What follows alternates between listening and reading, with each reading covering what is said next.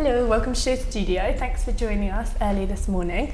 It's our third Roundup panel of the Spring/Summer 15 season, and we're going to be talking about Milan. And I actually think, as much as everyone as we were literally just saying before we went live, everyone's always a little bit harsh towards Milan, and people say, oh, it's not the exciting city. But I think this season in particular, there was a lot of discussion about Milan, even if some of that discussion did just pertain to whether it is an interesting city or not, and whether it's relevant anymore. But there's also some interesting kind of moving and shaking going. We had interesting new developments, obviously, at Jill Sander, a great collection from Prada. So there is lots to talk about, trying to get the energy levels up.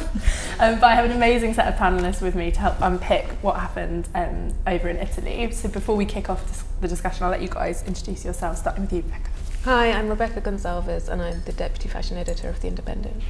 Hi, I'm Mimma Viglezio, and I'm a creative consultant. Hi, I'm Verity Parker, and I'm a stylist and contributing fashion editor at MatchesFashion.com. So just on that note of what I was saying before, I do feel like this season there was quite a lot of discussion and agitation and debate about Italian fashion and whether it still has a place kind of as something that should be a full fashion week, whether it's something that's exciting and innovative, and particularly in your paper by Alex Fury, there was quite a lot of quite a lot said there.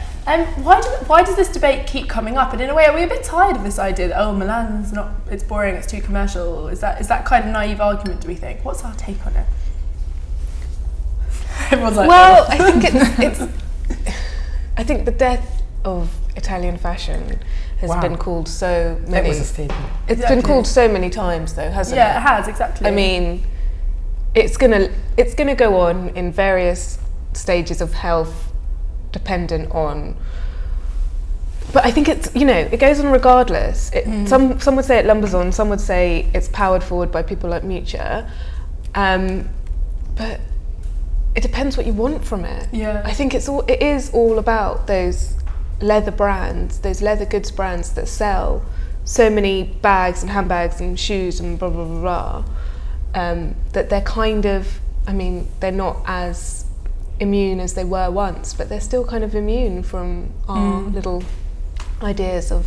Yeah, that's actually our little ideas, because do we think that the fashion pack need to kind of actually get a bit of perspective and look outside of just whether it's creatively exciting and innovative, and as you say, understand that yes, Milan isn't going to be the city that kind of moves creative mountains, and it's not the place for kind of like discovering your next John Galliano, Christopher Kane or whomever, but it is an important city with a huge commercial might and lots of interesting heritage. Don't you think that if every city was the same and every city was young designers battling it out, the industry would be kind of fucked, and also it would be really exhausting and boring. Yeah. And people, at the end of the day, fashion is essentially about how people want to get dressed. Yeah. And that needs to come from the grown-up professionals who can deliver quality, to can complete their orders, not have problems with suppliers, and also like so many Italian brands support so many small Italian producers. Yeah, that's interesting. In the way that a very few British brands are actually made in Britain. Well, I'm going to save you here. Okay. I completely agree with you on most of what you said. I wanted to add something. I was not one of those that used to say Milan is here, it's boring, because I think what you just said is very important. This year, on the contrary, I was a little bit appalled, but not because I think it doesn't discover new talents and it doesn't, discover new creativity in fashion, but because it was so predictable, it was almost sad. And also, we've just refreshed our memory by going through the shows, what shocks me is that everybody's doing a little bit of everything. They don't really know where they're going. Yeah. And that, for me, is desperation about, probably results not being as good, probably your CEO saying we don't sell enough. And as you said, this is the industry of artisans, which is very good, and most of it is made in Italy. This is the industry of leather, and it's also very good. But when you see Miuccia, to quote Miuccia as usual, she sells a lot of bags, and she's predictable in the bags, but then her fashion is a surprise every time, and that's her being free and being able to express herself. The others, we were looking at Pucci, Versace, and I don't remember who, and we didn't even know who was who, because and we're supposed to be the experts because everybody's taking a little bit of some. That's for me, it's not good. So is that being commercial is not bad because we need to wear clothes, and I mean I'm actually wearing clothes that anybody can wear. Being like all over the place, it's not good when you are a big name in fashion. So is the problem we should get away from this obsessive focus on, there's no young talent, blah, blah, blah, blah, all this arguments about Italian fashion being dead from that perspective, but focus more on the fact that, you know, it's fine actually that it is a more commercial city, that it does have a kind of focus on the leather good brands, but we should still expect creativity and innovation there. Is that the issue? That things have just become too predictable? But I thought that was across the board. In like Paris was better, but London and New York were quite, you know, bland. Like London, at the end of London, it was just like I was so underwhelmed, and it was really disappointing. And I think sometimes there are just those seasons where everything shifts a bit, and no one really knows what they're doing, and something will happen, and everything will suddenly realign. Yeah. But I also think it's a cycle. I mean, there has been a few seasons in the recent past where amazing creativity was coming up, or amazing new talent were discovered, and then there is a creativity fatigue, or as we said many times here, there's so much that it's a bit overwhelming. And like you said, I think that can happen in any city. Like people were underwhelmed by London. You know, New York is always slightly, you know, you have to really sort of dig around for something. It's super inspiring. I think it's quite easy for everybody to jump on the like Milan is boring, commercial, ugly, sort of tacky bandwagon. And I think that's what becomes also a bit boring. Yeah, exactly. Is that actually to discuss it all the time, because actually I think it's true. But it's almost like you do need to think of another perspective somehow. Definitely. I remember my tutor when I was at St Martin's, he always used to say to me, he's like, you can't go to a show like Ralph Lauren and be like, oh, it's really preppy and kind of boring, because he was like, that's what it is. Of course, you have to think of something else. And I think it's a really astute point. It's not just the fashion that gets boring, it's the whole discussion and narration and it's around too easy for everybody to say, oh, it's tacky. It's like, obviously, what else? But also, if you take Mr. Ralph Lauren or Mr. Armani, as I said before here, they're worth, I mean, they generated turnovers in the vicinity of 8 to 10 billion. So for years. So there's no industry without them. Exactly. There's something right about that. So also we have to be able to separate, you know, what we need as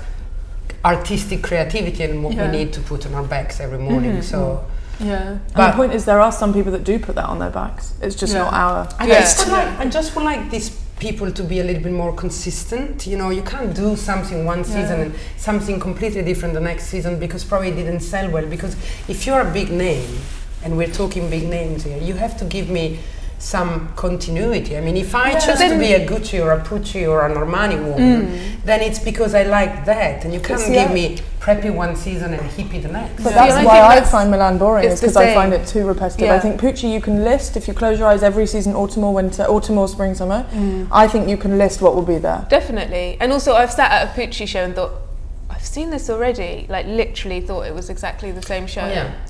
Like, that is way more. Maybe it's Gucci that we're talking about, because Gucci I think has done that kind of like. And also I probably had Gucci in mind. What we were saying earlier about the way that actually the shows are falling as well, like Marnie, for example, it feels like it wasn't quite. It was Marnie at the beginning. It wasn't too succinct at the end. Exactly, it kind of went a bit like the running order through the show was a bit all over the place. But I think maybe that's how it's meant to be. But I agree with you about Gucci. But I think on the whole, Milan is very repetitive, very predictable. But also, you know, in every show, and I see now these images, and we will see the last one. I don't know if the people are seeing Gucci at the same time as me, but anyway, in every show, if we were now going through every show, there are some looks that could be from a different show. Definitely. So that's what I meant. So this white on the end, that could be Pucci to me. It's when people are desperate and they're trying to sell. And I understand that you want to please many different women to sell more, but that's not what a brand is. And if you want to be a brand and not a retailer, this is not Zara, who's a retailer, and their mission is to copy and to sell a lot. This is one of the biggest brands in the world, and that's a little bit not okay. So there's kind of two issues here, isn't there? There's things when a brand is kind of oscillating all these different directions from season to season. You know, 1 minute it's kind of like sexy, 1 minute it's kind of hippie, 1 minute it's a bit more kind of grown up. But it's also when you get those kind of like disparaging ideas with diverse ideas within a collection. Is that what we're saying here? That it's not just kind of consistency from season to season, it's also consistency in kind of Probably this I is my should have look said for it the like that. season. Yeah. It's interesting, isn't it? And I did feel that I liked this collection in some ways, just because I thought it I found it interesting to see something done in a casual way that it did feel very Italian. It felt Italian casual, and to me that felt interesting. But I do agree that when you look, that row could be a Pucci collection, the row below could be a Marni collection. It gets very confused. Does that look Italian to you? Maybe Italian's the wrong word. I think I liked that it was kind of this casual woman, but it wasn't done in a kind of, like London sportswear-y way. It felt nice to see someone doing it's a bit more luxurious. Yeah, exactly, which is interesting, because I think we've had a lot of times where these luxury brands are trying to do something casual, and I really felt that with the Gucci men's show, not the horrible nautical one, the one before that, where they kind of did all these weird athletic sportswear. I just thought, this is weird, and I like that this is kind of attempting to do that casual thing, but in a way that feels Gucci, it feels luxurious. I just found that interesting as an idea, because I don't think it's the case that women either wants a gown or a tracksuit. Yeah. It didn't feel like there's that much in it. Yeah, but again, I mean, if you take the whole fashion month, we haven't seen, apart from probably Oscar and Zach in New York, many gowns, because now gowns are not in trend, so there's no merit to that.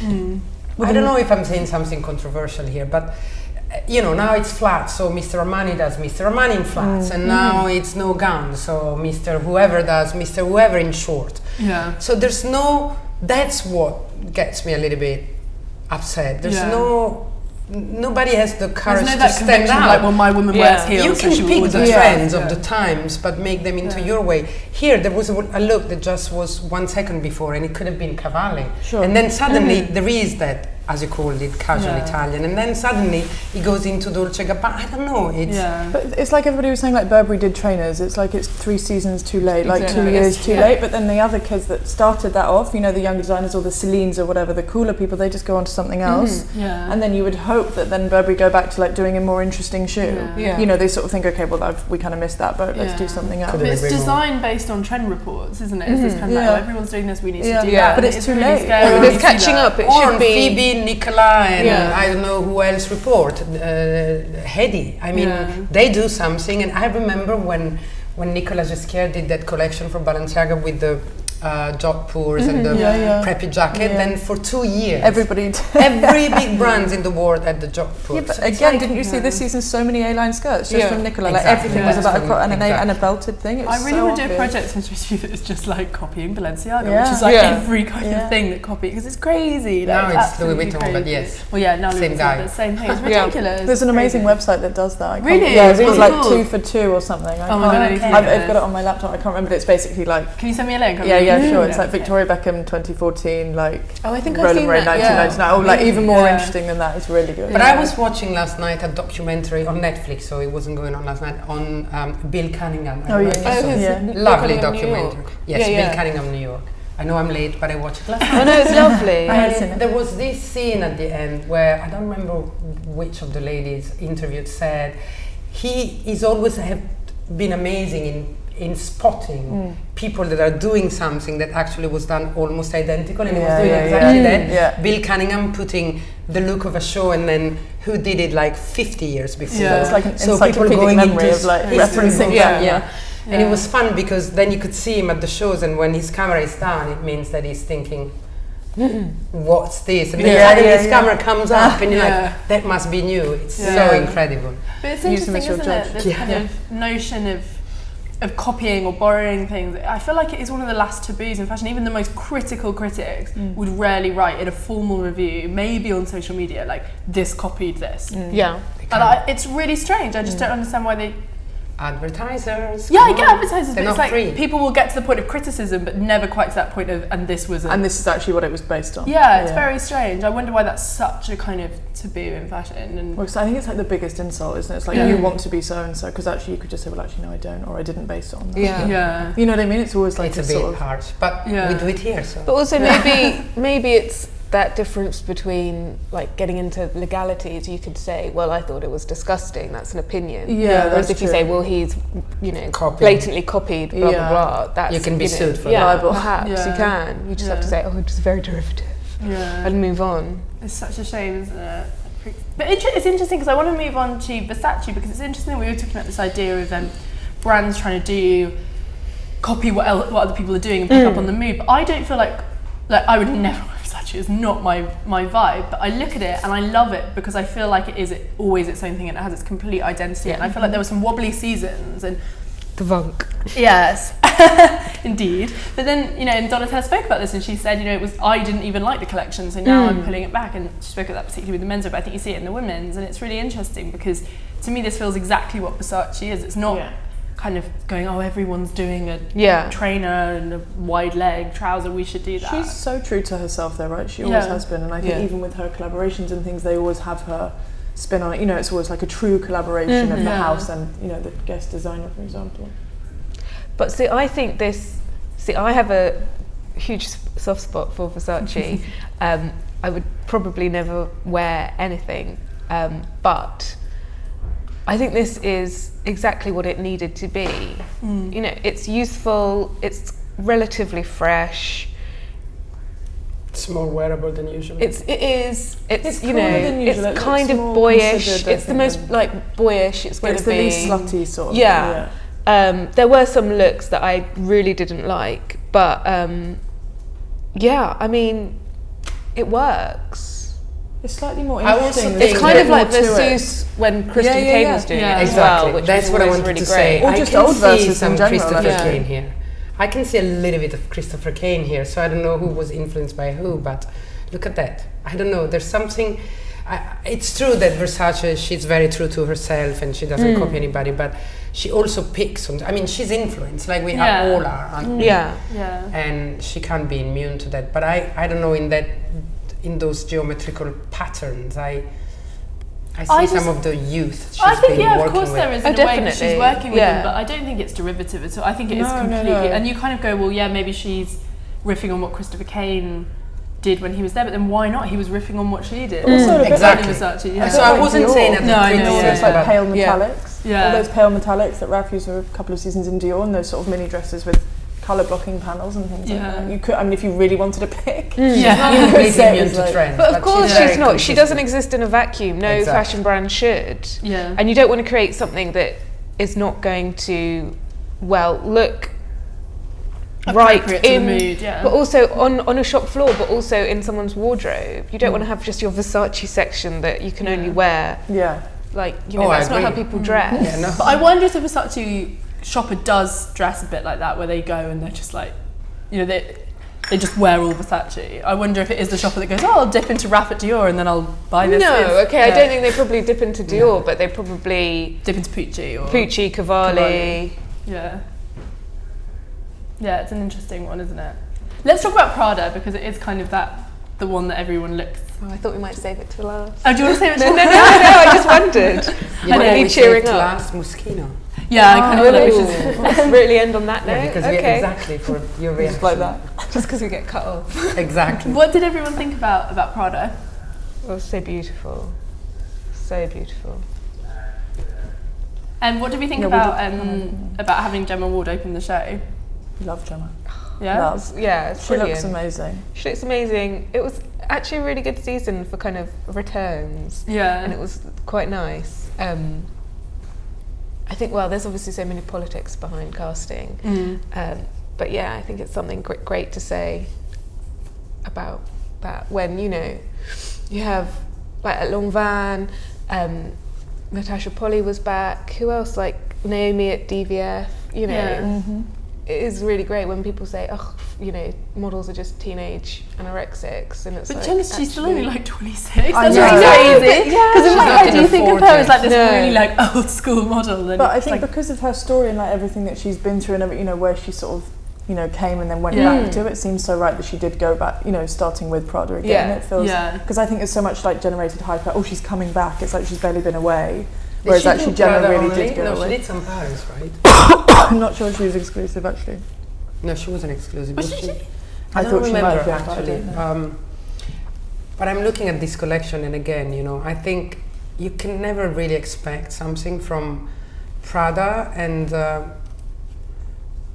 I don't know. It's always very Prada, yet very forward and very modern, and there's always plenty of ideas, and of course, then her styling is not wearable by everybody, but then you go into the store and you can pieces of it. You know, you can buy that skirt and wear it with a white shirt, and it's easier to wear.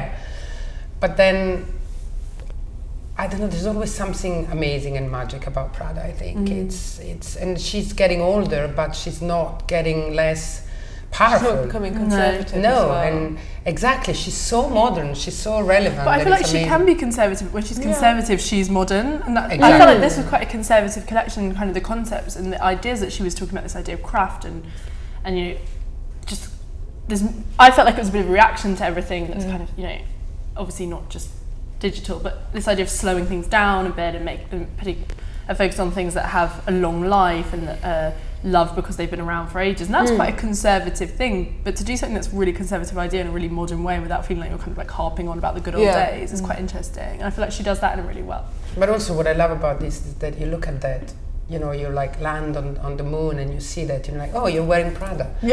So, and I think it's amazing. It's true, because this can only be Prada, and that way of styling that makes it almost look ugly, like is she saying like it's so ugly, it's beautiful. We said ugly. And look at that. I'm looking at that purple sand that you see in the background. It looks so good with everything. It's. I want to paint my flat purple. It's so exactly considered, like the colours from the set. And you know how we were saying about things going all over the place. It's like, you know, if you look at the three looks together, you do kind of think, wow, okay, this is like three different things to me, but it just works. And I think that is what is so clever. But don't you think there will be like at least 5 shows with purple somewhere? That's the frustration. Everybody and will red have socks and flashes of red, but there you'll think, hang on, that doesn't work. Yeah, and you'll get that kind of. You never expect to see red. You know what I mean? You never expect to see scarlet red in the next looks that come out after that. But it's Prada and it works. It's really strange. Yeah, it's very, very interesting because. Because it's surprising it's surprising in a Prada way. I don't know if I'm saying. But I think it's a genuine way. I think it's not just for shock. Like, she doesn't think I'm bored of all this tonal black and lilac and, you know, here's red. It's like there's something, you know, I'm sure she'd give us a brilliant reason as to why there was pillar box red in there. It's a real inspiration. It's not. I think she's also smart. I mean, I also think she is, you know, she's a real creative and a real designer, but I also think she's smart. Well, this is what we said when we did this panel, isn't it? It's like she's such an intelligent woman on so many levels that it's not fashion, is just like, seems just touches on it for her.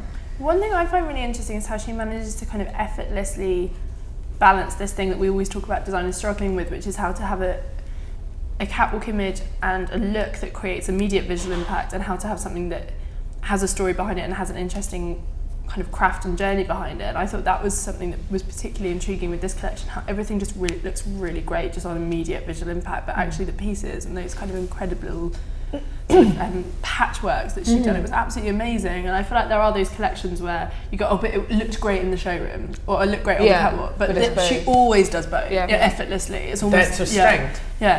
But it's because she's so layered as a person. I think her designs are so layered, or you know, that and way that she brings things together. As well. I don't know, it's a weird one with her, because sometimes I wonder, and I know this is not really I don't know, people don't like talking about stuff like this, but I think what's going to happen when she decides to move on? Like, what is going to happen? Because everyone agitates about Carl at Chanel, and I know he is older, but still, it's kind of, no one talks about it with Prada. It's almost like, I think it's just too scary. First of all, she's younger. She's 10 years younger, so they will probably start to talk about. I mean, Miuccia is what, 65? I mean, Carl is 8. And she's so unretiring, isn't she? I think that's what it is. People know that she'll be there like till the end. But also, you know, I think that probably people said that about Mr. Dior at the time. I mean, there will be something, you know, like when Tom left Gucci, people said, oh, it's the end of fashion. No, it wasn't. You know what I mean? So, but it's true that what Prada has brought to ready-to-wear, it's pretty unique. And to Italy, to the Italian style, it's pretty unique. But also, she doesn't come across as the sort of person who, when the time comes, will be reluctant to train someone or have someone as her second and then bring them in. It wouldn't be that sure. Really? Why do you say that? I don't know. Because you know from inside, or no. Okay. That's just the impression that I get. What, as in she wouldn't train somebody? She would train somebody else up. Well, she would. She would have someone who she would. But I feel like that would be more of her natural stance than to have a big name, for example, and have like a Riccardo Tisci and be like, here's this, you know, dude that everybody knows. How can you train someone in being Prada? I mean, her knowledge of arts and the world and architect. I mean, she's so cultural. That, you can tell someone be cultural and. But I think for that very reason, she'd want someone from inside the Prada world, someone that had worked with her for like 10 years or something. So it would be someone else, like Phoebe at Celine. No, that she did her own thing? No, I think it would be someone that worked within the Prada house. Oh, I think so. Yeah, definitely. I don't think she'd want to. She must have obviously she has a team, right, that she works with that must be massive, that probably have been there for a long time. Yeah. I would think once you're in Prada, you stay at Prada. Well, it's interesting to now go to Jill Sander because obviously Rodolfo Pagliuca, who took over there, spent 10 years as women's design director at Prada. And you really saw that in the collection. I found it quite frustrating because everyone's like, oh, it looks like Prada. And I'm like, well, of course it does. He spent 10 years there designing the women's. But that is an interesting one. I think in a way it's been quite exciting. I talked about this yesterday. I love it when you see designers who have kind of just like cut their teeth in-house and spent loads of time making amazing clothes really quietly when they get recognised for that. I agree, I completely agree. It's so nice.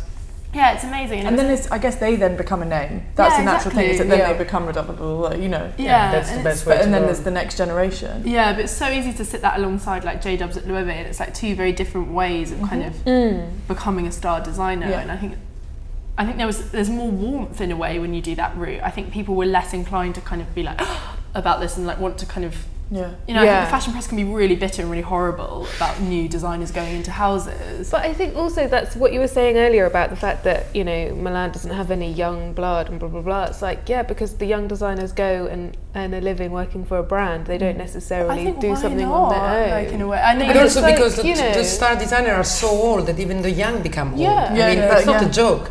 You train with Miuccia, you train with Mr. Armani, who are there in their 90s, not Miuccia, but I mean, and then you were probably 20 and now suddenly you're 40. It's like, so there's not much young blood because it doesn't come from outside. Did we and like they don't have some I love this collection. Did you? I loved it. Was it one of your favourites? Nice. Yeah, absolutely one of my favourites. Did you know? I loved it. I thought it was beautiful. Me too, I loved it. I was really torn. I was there for this show. And it was kind of shonkily put together. Was it? Yeah, in a slightly frustrating way. But it shows. In what do you mean? Explain. Just, I don't know, like, proportions were slightly wrong, length, like fabrics were slightly the wrong weight. It kind of just... That's interesting. It looks much better flat than it did in person. But I see that there. I wasn't there and I would have said exactly your words. See, I love the proportions. I can't see it on, you can only see it from the picture, but... I mean, the leathery things are not so good, but I love those sort of paper bag waists and those sort of belting things and the shirting I thought was really nice. That was great. It was just kind of lengths were slightly, I don't know, off. And then... But that could be the girls as well, like, you know, if they haven't quite got the casting right and the fittings and things. Yeah, but that's part of a collection. Sure. It's not a little detail. I thought it was unflattering. And one thing I always liked about Jill Sander, be her or Raf or whoever, was that it's your style or not, because it's segment, and I personally like it. But it was always flattering. This is completely unflattering, and to me it's not in the DNA of Jill Sander. I think the proportions... But I disagree. I think that look in the middle, that's really flattering. I mean, I think that's super cool. I also think there's something quite flattering about unflattering clothes. I think when you look at Celine, you look at lots of the brand. I think the eye has changed in a sense, and I think women are comfortable wearing like a cocoon coat or a rounded shouldered shirt or something that, you know, very boxy shapes, and I think that feels quite modern and quite powerful. I agree with Celine. She does it better than anybody else. I've got nothing against it. I personally didn't like this collection at all, and thought that it was just a missed opportunity because there's something good there, some good idea, some good continuity with the brand, just made it wrongly, and I don't know. I think it just needed a bit more refinement, which I'm sure when it comes to... Does Matches buy Jill's? So I'm sure when it comes to the deliveries, it's going to be, you know... I saw Rabai actually, and there's a few showpieces, but not... You know, I think that's the other thing, isn't it? When you go and see things in stores unless you're actually in the store, the commercial pieces that you see, I think are always more refined because they've had so much more time to go through production, all of that sort of stuff. But they have to be, sure. But it's quite interesting how much it changes from this to it got what people me thinking buy. a lot about, we did talk about this when we did the Jill Sander panel, but it got me thinking a lot about workwear and how there's not... If you think about what women want to spend their money on, they want... I presume there's a lot of women who just want to buy clothes that they can wear to work, you know, wear to big meetings, and that's a huge important part of a woman's life. When you actually think about, there's so few brands that cater to that. Even if we're just looking at what we've looked at so far, for Milan, it's all about this kind of like these statement kind of cool pieces. It's not really like actually what can you wear to kind of like go to an office or to have meetings. Yeah, all but why day. would you put that on a catwalk? I mean, But- you go to because- Prada, there's plenty you can wear. But I think why presume that that is less exciting or less creative than making, I think it's quite regressive to presume that you can only do exciting things for women to wear when they're like, you know, out and about or on days. I think, you know, I think all the more reason to put it on a catwalk because that's such a big part of women's lives. And this idea that it's kind of like a boring part. No, but I agree, but you Yeah. can buy pieces from a catwalk and wear them to work because you style them in a different way.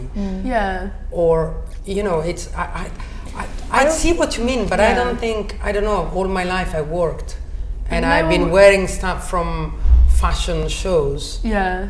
to work and I didn't look outrageous. I don't know, it Yeah. depends on how many black trousers does Prada sell I don't even with that coat, you know, Yeah. and you can wear that coat to work. But that's what I find sad, is that it is the women who go into Prada and want something to wear buy the black trousers, and I think why aren't we being more innovative with our work? Like, these are amazing clothes to wear to work, and it's exciting to try and move the workwear offer beyond the black trousers that you furnish the store with into something where you're kind of like, no one would look at the men's and go, oh, it's really boring going to like a Xenia show, it's just suits, it's just work clothes. Oh, they do say No that. one says that? Well, no, They do say that. They do But I say mean, like, that. it's you expect it. You're not Yeah. like, you go to so many men's shows that are all about clothes for professional man to wear, and you're not like, oh, this is so weird, why is this on a runway? But I think there's You're something like, to be yes, I said have. about everything being more understated, like luxuriously understated. And I think this whole, you know, coming forward of actually it's cooler to be more minimal now. Yeah. And I think actually that's what you see more of now on the catwalks. And I think Yeah. that's what people appreciate more, is that actually a black cashmere coat to me is more beautiful than anything you'll see at Pucci, even though there's obviously no beading, no chiffon, no layers, no blah, but the cut of it, the fabrication, the way that it hangs on all different types of shapes, that's more luxurious and more clever, more innovative than anything else that you'd see that looks like a catwalk piece. Yeah. But I think that's taste levels, and also that's, you know, that's sort of fashion and how people like to dress. Yeah. Yeah, and also it is that thing of fashion being less didactic. It's like, yes, you could wear that. Those pieces could be workwear. Yeah. They could be styled differently, and they could be, you know, So something it's about else. like breaking it down, isn't it? Like you said, so you take it's components like of it. they present you with options, and that's what fashion is all about. It's about choices and options, and it's not about saying this is what you must wear. And it's like, why do black trousers need to signify office? Smartness, Like, yeah. you know. No, I agree, And but now- what I was trying to say is that the whole of Bottega Veneta show you can wear to work, Yeah, the whole exactly. of Armani show you can wear to Exactly. work, the whole of this, the whole, you know, it's not, then you have Versace, Dolce Gabbana and Cavalli, who are like that. Unfortunately, some people do wear that to work. But, I mean, I wouldn't even wear it to Buckingham Palace at a wedding. So I you know, this thing about workwear, it's, I don't know, it doesn't mean that you have to go with a suit that it's badly cut and look like a man trying to But look I like a think- woman. You know what I Yeah. mean?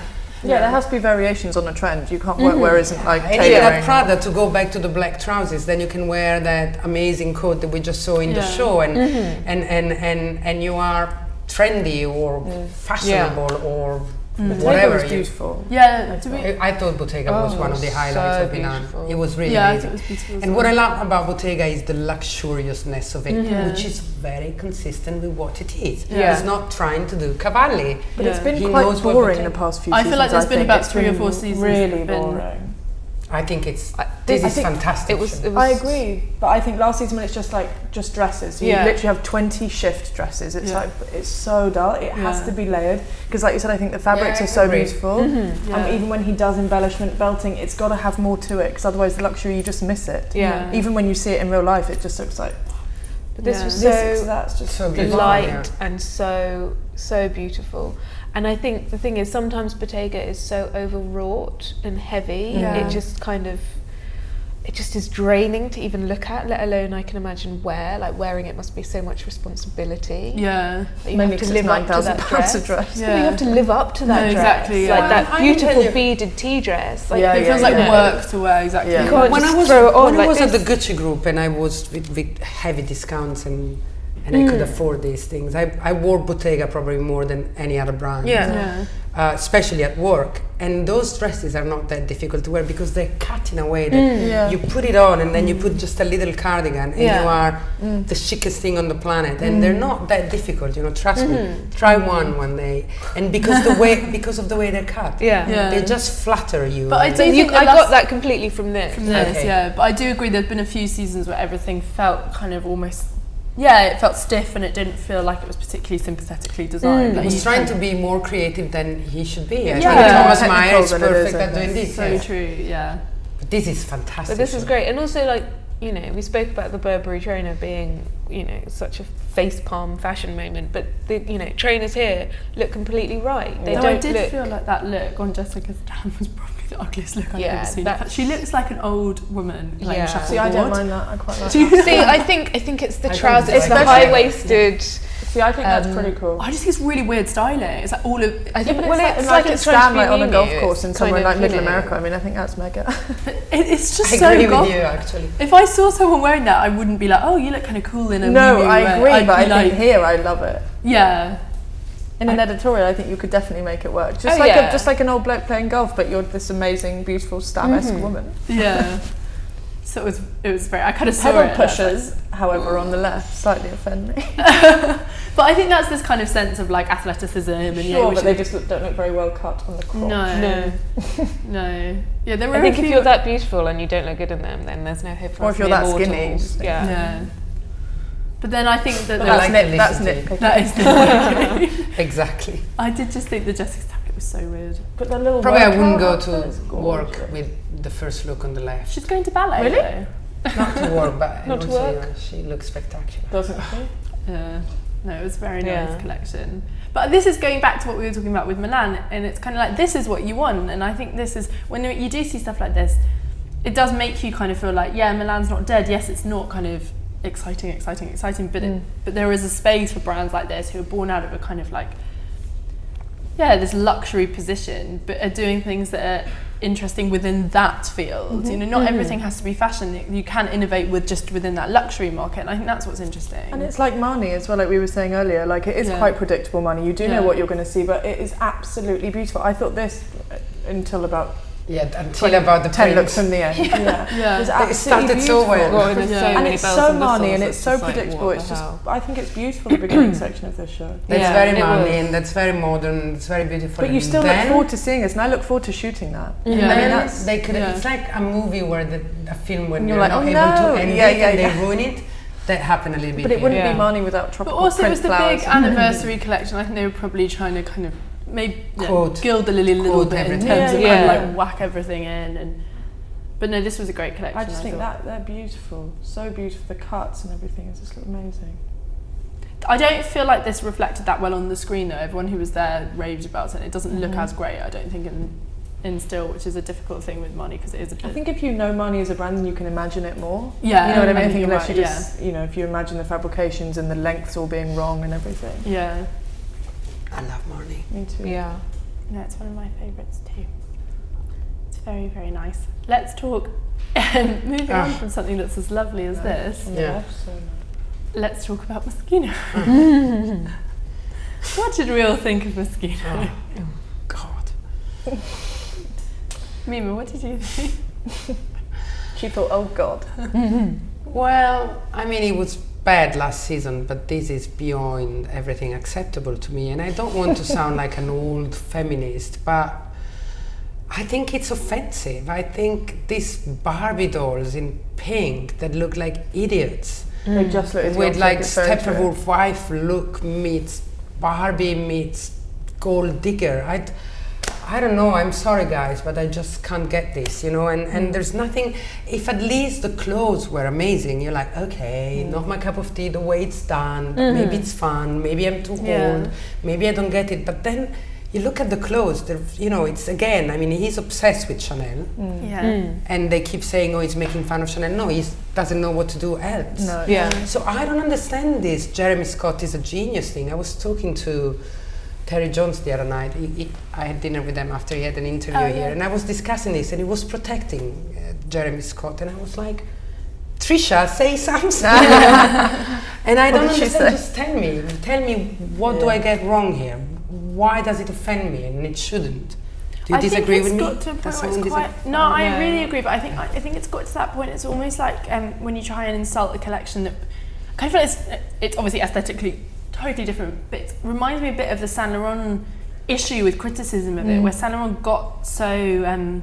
was so based on clothes that people actually wear, and it was so real in the weird way that it almost became impossible to kind of... There's nothing to say about dislike. it. Well, yeah, nothing to say, but also if you were saying something, you just kind of looked like this pretentious fashion critic that was saying, oh, this is ridiculous, when it just was clothes that everyone wore. I know it's the same for And I feel it's tricky with this because it's having such an impact in terms of like, you know, everyone's writing about it, everyone thinks it's exciting, people are tweeting, and it gets hard to kind of criticise it without looking like you're just kind of dismissing pop culture. You know what, Lou? I disagree. But because when I was listening to your panel, when you had the guts to say, no, I hate it. am It's offended, disgusting. I thought, why don't other editors say it? Because because then you have breakfast with them, they all say you're right. Yeah. So, and this thing, No, I found that I quite want to see the annoying, figures before believing it sells a lot. But you know, so I don't many think it people are saying this is bad, this is disgusting, what have they done?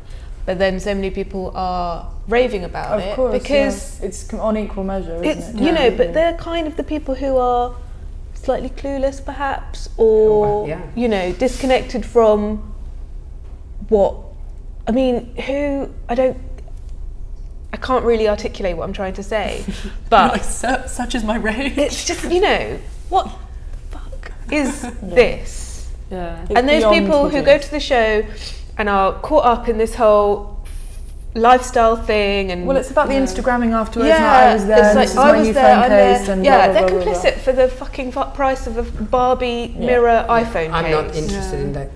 I don't think it's cool. No, I don't think it's cool. And it's not at all. interesting. It's not cool, and it's not interesting. But And it's the almost, it's LOL not even generation, ironic. isn't it? It's good because it's Yeah, funny. yeah, It's yeah, that yeah. weird, Yeah. it's like no one quite gets what we're look at laughing at or that. who the joke's about. But I'm so sick of it being funny. It's like, But also, it's too much irony. You know, it's Yeah. like 50 looks of irony. It's like it's But it's really not even boring now. ironic. No, I but don't you know, really that's think- his yeah. idea, right? But It's to be I ironic, don't and it's like think it's so. just boring. And It's also too another thing, repetitive. and again we discussed it last year with the McDonald's paraphernalia.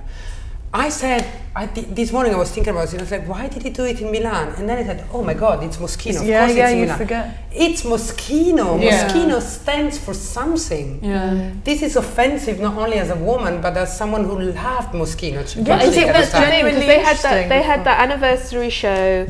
It was such a celebration of the brand. I mean, I worked with them on a piece, so I was quite like behind the scenes, and it was like, this is actually amazing, because everyone had kind of written Moschino off, forgotten about it, didn't really care. I mean, I'm sure they got about 5 credits a season editorially, like push for credits so badly. you know, Really? it was Yeah. completely hard. almost dead. They had this massive party, and then it was like, right, that's it. It was like almost like a wake for the brand. And then they've just kind of then done Jeremy Scott, they've done this, they're doing all this kind of like buy it now. It's a completely different brand. It's just operating in the same name. There'll also be a generation of kids now that know this as Jeremy Scott only. They won't even know that Moschino belts and bags and everything existed in the 80s. But that's they why won't for even me, know I was about like, those why amazing is Jeremy pieces. Scott showing in Milan? I even forgot. Yeah, you do. That of course, it's Moschino. But I There'll think be a generation that who don't know. happens. Like, it's interesting. Look at ID. It's the same thing. You know, there's a whole generation of kids that will just see it as that weird Vice online website, and they won't remember the original. You can do that in fashion. You can sell something, get someone new in, and change it into something different. Like, you totally can. It's interesting that it's not Moschino by Jeremy Scott in the way that it's, you know, Givenchy by Riccardo Tisci. Yeah. Because you'd think he kind of, well, maybe he doesn't need to because his signature's all over the place. He's like, don't worry, I've done it for you. But your panel of very young people, none of them liked it. No, I don't think anyone likes it. I think So did you have who on does your it panel? have it for? students. Oh, We did it with amazing. It students. was Oh, an that's a amazing. good It was one. the best panel. Yeah, it was very, very Apart good. from this one. It was the best panel of the season, and I was so happy to see that even people that are in their 20s and starting, and they were not, well, these people are quite cultivated. They know who Mr. Moschino is. Yeah. It's not like kids off the top. I can see only some rich girl from LA wearing that But I did it dress. so... Which one? The pink one? The pink one with black dots. But I don't even think... I can see a drag queen wearing that. Yeah. Yeah, probably. I think it's so From LA, ironic. again. It's just so... I don't... I think it's so astute what you're saying. I found it so depressing to see these pictures of these stylists, who I'm sure are half intelligent women. It was like, well, not just stylists, but writers, whoever, bloggers, just like Instagramming themselves with that stupid iPhone case. And it is that point where you look at it and you're like, you will do anything for a freebie or anything to like. Well, because it's interpreted as cool. They think people think it's cool. It's like, but do they? I guess so. Because otherwise, why would you do it? It's there's easier to say that it's cool than it's to say that you don't like it. In fashion at the moment. Course. It's like Anya Hindmarch is fucking Mickey Mouse stickers that are like 45 quid for a leather sticker that you stick on a leather bag and permanently damage it. Yeah, it's like it's disrespectful. It's just, but it's just okay. You don't have to be, oh my god. But the Anya's one are good. I disagree. I'm so sick of this. I didn't buy into it. Why would you want but Tiny I like the them Tiger more. from Frosties on? Yeah, exactly. Why does everything have to be? It's like lols. it's like lols, but also it's like trying to recapture something that makes you look so much older. Like, and like get a young person to tell you what's actually cool. Yeah, she's the ultimate Sloane that went from putting posh women's babies on bags now being like the most ironic women in women in fashion. It's like, you don't even know what you like. You don't know what you But are. I've seen one or two cool. of this season that I thought were pretty fun. But I never think it's fun when I see someone wearing some stupid bag that's like looks like a book or looks like a cat with a hat on or something. I just look at it and I'm like, you're an idiot. Like, you spent £3,000 to look like you're holding like a toy. And I'm like, what is it? It's not poking fun at fashion. It makes fashion look stupid. It doesn't make you look cool. And it's just this stupid like wrapped up thing where people are like, oh, I'm kind of too cool for fashion, so I'm like laughing about it, but I'm actually destroying it while I'm laughing about it. It's just so weird. I think a lot of it is this whole street style thing. Because first of all, it was you had a statement bag or a statement pair of shoes, and now everything that you wear has to make a statement, and you have to show that you're fun and kooky and that's what it is. It's and the it's just kooky like thing, isn't it? Kooky is one of the worst words. But also, like you said, the street style thing I think is really important because it's that easily recognisable thing. It's the opposite of like a sort of Celine bag with no branding on it, or a Prada suit that actually only people that really know what it is know what it is. And I think it's that complete opposite. Of like being Giovanna or something. I feel like even collections like those that you mentioned, they're Prada and Celine, like they are being destroyed by that street style bubble, because you can find a Prada piece that everyone will recognise from a Prada collection and turn it into the equivalent of a stupid Moschino iPhone case, like the coats with the faces on it. But at least they look a bit cooler. They do look cooler, but I think fashion's being consumed in this way of like, what can we buy that looks like that collection? Yeah, and it's up to us to buy other things. Yeah. Then you have to buy the real... The problem is trying too hard to be cool. Yeah. I think the word cool is overused. I think the need to be cool is becoming pathetic, and it's because of Instagram. I don't even think it's cool. I think it's trying to have a voice when there's so much noise, and I think it's easy to have a voice if you can just make impact incredibly quickly in the most mindless way. But that's the thing, it's about the impact, and I think, yes, they make an impact, but also they kind of say, either I've got loads of power, or because I've got, the sample straight after the show and I'm wearing it, or I've got loads of money, so I can buy the ridiculous stuff. You plebs down there, you might buy something from Prada, but it's a pair of black trousers because you can wear them forever and it's a big deal for you to buy Prada. But for me, buying Prada's not a big deal, so I got this, 80 grand dyed mink face coat. Yeah. Like, I feel like that's what it is. Yeah. No, you're totally right, but then it's kind of... both are sad. Yeah, so sad. It's so sad. I think even the one, I got it, I'm powerful, I got it immediately after the catwalk, it's even sadder. Yeah. I'm not naming names here, but... Oh, I think we know. And you expect to see, and I'm like, you're 50. Yeah. Just behave, you know what I mean? But then I don't agree with that. I don't think, you shouldn't wear it at this age. I just think... I don't know. But I think when you're this age, which I am, Yeah. it's even worse because you should be probably a little bit more mature. Yeah. But that's you should be probably a little bit more self-assured because when you're 20, it's a little bit sad, but you can still forgive. 30, above that, just know who you are, just But don't that need is who she is. Yeah, I kind of actually don't mind it that much when... No, she didn't Twin used sets to and be. pearls all the way. She didn't used to be. Yeah, but I mean, we're talking about Angela Russo for the sake of our viewers. Yeah. Like that, you don't have to be the same person your whole life. No, of course. No, that's not to be criticised for sure. Can we talk about something which never really gets raised, which is that, that we're talking about the fashion's obsession with kind of stupidity and childlike stuff and stuff with immediate visual impact. And maybe I'm being too general with this statement, but I just don't think that's happening in the men's. And I think that's what even sadder is, that it's just happening in the women's, and it's got to this kind of almost breaking point. And yes, in the men's you're seeing kind of like overt branding, and you're seeing slight wit and slight playfulness, but you're not seeing like this kind of like ridiculous childish silliness that you're seeing in the women's. And I just find that really troublesome and really problematic, that it's like this idea that, you know, it's something that's appropriate and acceptable for women, but not for men. And why do women want to look stupid, but men don't? You know, it's worrying me when there's so much similarity between what's happening in men's and women. Quite a lot of men, though, buy into that stupid women thing. Do you think? Yeah, I think there's a lot of, well, maybe more like fashion boys, but I think they venture into that women's side of stupidity quite a lot. This kind of goes a bit unisex, I think, in sections of... But then it's fashion boys, but I worry that this kind of like filtering down of stupidness... To like younger girls. It's going, if you walk into Topshop and you look around, it's like stupid stuff being bought by young girls who think that that's like... Yeah, but then young boy, they have now this haircut. They all look like, trying to look like a Harris. I mean, they do it probably in a different way. But they're not making themselves look stupid. They're not making themselves look ignorant and ill-informed. And this is about making women look ignorant and ill-informed. Like, the most interesting thing about you is a box of cereal or a Kellogg's logo, and that's what you stand for. Like, yeah, probably you're right, but probably because there is a little bit less for men, or there are fewer men that are like that, and fashion has traditionally been more for women or you know, gay men or metrosexual. Now it's getting more into you know, the men's business is growing. Maybe that's one thing that Jeremy Scott actually does, is he does that shit for men too. So you know, he's not at least pushing it on women. That's true. So it's just in a smaller quantity, but I do think that there are younger men making themselves look like idiots as well.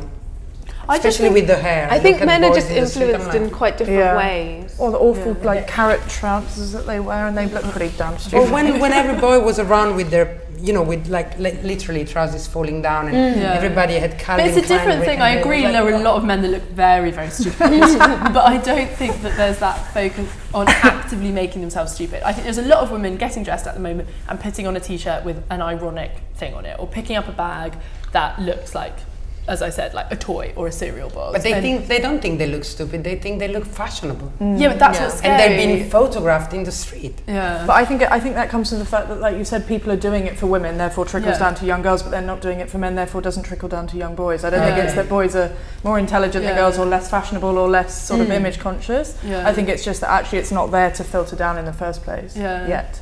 And I think it becomes really problematic when it becomes this idea of kind of like a reclaiming of something, but it's actually just a commodification of something. So you're like, because there's lots of, if you see people talking about this collection who loved it, they're like, yeah, but it's great, you know, why should women have to look boring and dress like men? And I'm like, yeah, but it's not reclaiming women be able to dress however they want and not kind of have to like look like wear a power suit or something. It is just commodifying it and selling them like shit iPhone holders in the shape of like a Barbie's mirror. Yeah, because he's not making his money from that look. No, that was just kind of taking the piss. Really, it's saying what can I get away with, and that's that shock value that people will be happy with and think, you know, they're being a rebel. Yeah, but if that was like a fake fashion show where people are taking the piss as its mission, it's fun. But that's a real fashion show. No, I know. For a real house that's produced and sold. I know, but that's why I hate it. But that's what I think people... But I think that's the problem, is we say a real fashion show, but as we've just been saying, real fashion has become kind of like stupid bits and bobs. You know, some of it. But also, by the way, most of it is very old-fashioned. I mean, it's very old-fashioned, and so... Yeah, but change a few components of this, and that could have been Moschino from the... You know, that's what's also like... Yeah, but I was still on the gowns. Okay, sorry, but more offensive than anything else. Sure, but I just think also it's like he's actually, what he's doing isn't original or interesting. That's the thing, is that actually he's made it uglier, but he hasn't made it more interesting. No. Oh no, absolutely not. But why did no one criticise it? A few did, just slightly, but you know, you can't talk like this in a newspaper or magazine. It's really hard to say an opinion of this strength without sounding like you have an axe to grind and a personal grudge against someone. Yeah. Yeah. But I don't. And also, who But also, if you get the general public to look at that, and if you did write a piece for the Indie or something that said, actually, this is foul and this is why, 99% of people, I'm sure, the general public would definitely agree with you. That's what worries me. You know, that's is what's the most honest fashion criticism, and I think we really saw this with the Chanel show, is coming from people who are writing for the papers, but they're not the fashion critics. So there were so many pieces written about that Chanel show by like the women who write for the men or women that write for the women's section of the paper, or write for the kind of lifestyle section. Because the editor wants Carl to love them. And the publisher wants Chanel to advertise in it. That's why people should watch SHOWstudio, because we're free. Yeah, but this doesn't mean I don't like Jeremy Scott as a person. Like, I've interviewed Jeremy, it's he's a not really nice guy. But it's just, but it worries me that designers, it is, but that's that thing of, you know, the reviews that people read, they're so untransparent these days. Are you censored when you write a review? People ask you what limit you cannot pass or whatever? No, that's why Alex has been banned from loads of shows. Which is ridiculous. Of course, it's mental. ridiculous. Yeah. It is, but And that's then the that industry becomes we a work taboo. in now. It's like if you wrote on Twitter, "Oh, I'm not going to the show because I'm banned," everyone would be like, "Oh my god, I can't believe you did that." And it's like, well, why not? Like, it's crazy. It's really, really strange. It's really, really strange. But also, there's this idea that you don't need to be at a show anymore to review it. I was just going to say, but Alex, I'm sure he could, you know. You could, He'll he could write easily anything. write a takedown of anything he You bloody can well have an wanted. opinion from a and also, Yeah. I don't know, it's not hard to. It just makes me really sad. And it made me really sad that people were like, "This is so lols," because it just makes me worry about how people will look at fashion. But aren't you bored of it? It's just like, you know, it's like, it's just got such a short shelf life. As But well. I It's like, don't oh my think God, it it's does. like this, I think that's the problem. No, I think, but for me, I think, you know, it's literally like close the window and it's out of my mind. Yeah. It doesn't, you know, bother me in that way that I feel like it really It is stains. such a symbol of our, if you were a student in 30, You're right. 40 years time looking at our society and fashion in 2013, 14, 15, whatever, you would look at this collection and it would be one of the important It things that stays you in the analyse. books, you know. She's right. It's not close the window. No one is and going to it's be out of looking, my whether mind. we like it or not, that Bottega collection going, that is a symbol of the times. They're going to look at this. Yeah. But how long will this last? You know, it's like, say this is around for what, 5 years? It's still a very short, I think it will still be a very short-lived thing. And actually it will be a fad that happened, but it will be something that was thrown away quite quickly. You think so? I think so. It'll be one of those things where you turn around and go, "Do you remember when?"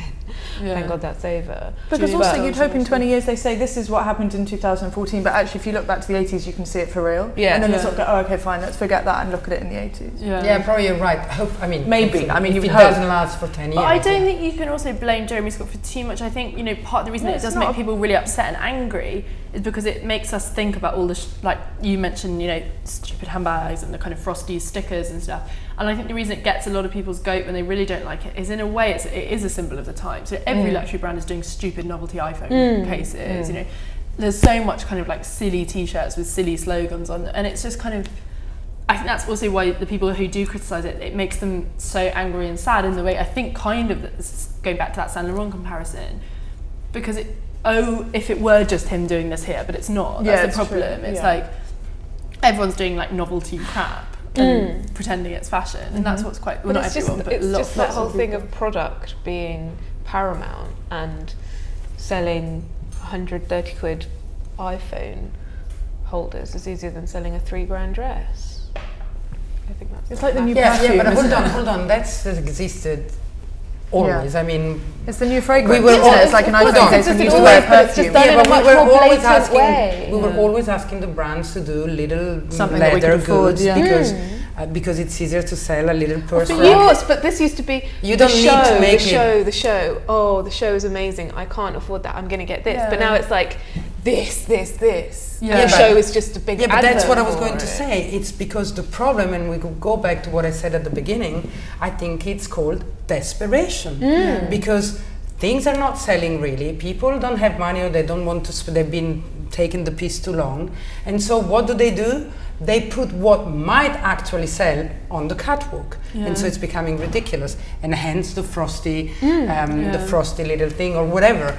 And that's why, and that's what I think it's a problem. But I firmly it's not believe- fashion, it's not, that's what I think it's a problem. It's called desperation. Because you can do entry level product with like dignity and respect to your shop. Of course, like everybody has for years. But I don't think people are anymore. No. I think, it's silly. It's not well because made. they need to be photographed, it's Instagram, and But throwaway. also, noticed. it's something that needs to be very trendy, so that They you buy want to it. replace it. But also, it's something that can come out with the speed, because the thing is, the high street can do that now. This could be in Topshop. The pink blouse, for example, can be in Topshop in For 3 weeks' Yeah. time. Yeah. So they need to have something that makes people buy the Moschino version quicker than the blouse in Zara or Topshop or wherever kids go and buy rip-off clothes.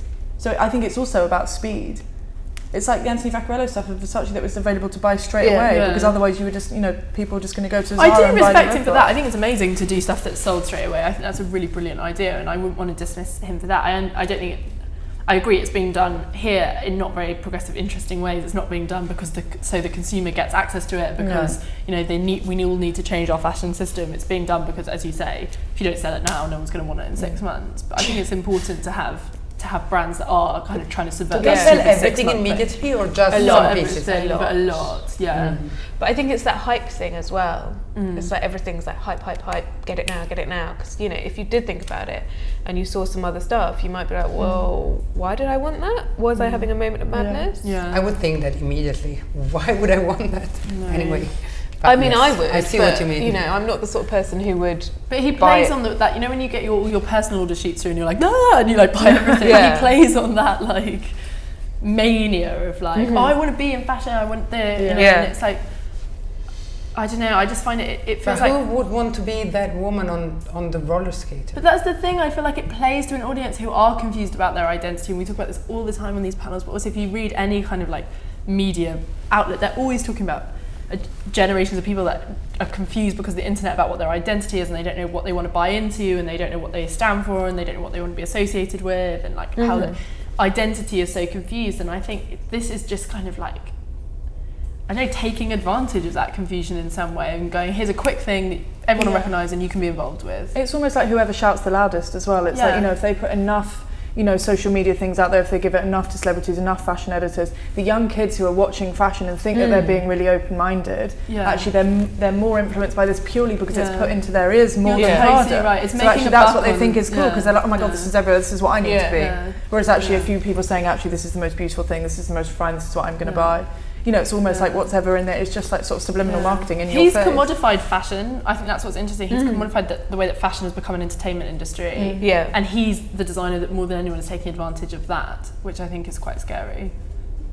Because you're right, everyone wants to kind of have a bit of part of fashion, Well, it's like the kids don't have time to form their own opinion because they're so like, it's so sort of subliminally into them. They're just like, okay, this is what's cool, I better do this. Louise Wilson used to say that fashion needs to become unfashionable. And Yeah. when you look at this, it does really. Well, it's like ugly see fashion, that. it's like that whole sort of, Joe McHenry like wearing New Balance 50, 30 Yeah. years ago, and then everybody wears them now. It's like, because it's meant to be this normcore, like understated thing. So it's like that or that. But I also feel like normcore has become a bit like this. Yeah, now. of It's like course. everyone wants but the that's cool what Stan I mean. Smiths. Well, it's like when kind it's of in a Gap advert, it's Yeah. over. Yeah. Oh god, yeah, I forgot about that.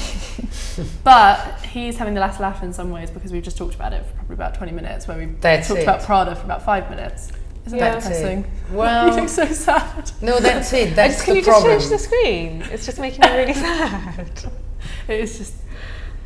It's just. Well, it's not true. It's not true. We have talked about Prada more than No, the we others. have. Yeah, but because the we words that went we've to the said two also. extremes, But it's like, it's that thing of, do you want to be spoken? It's like, what's worse than people saying bad stuff? I can't remember the proper quote, but it's like not being spoken about. You know? Yeah, of course. Exactly. Yeah. Publicity is always publicity. Yeah. Anyway, Any publicity is good publicity. I'm not sure, and I wish, again, I could see the figures. I'm not sure that stuff sells. I'm not sure, as you said, he's going to be around long with this. I'm not sure.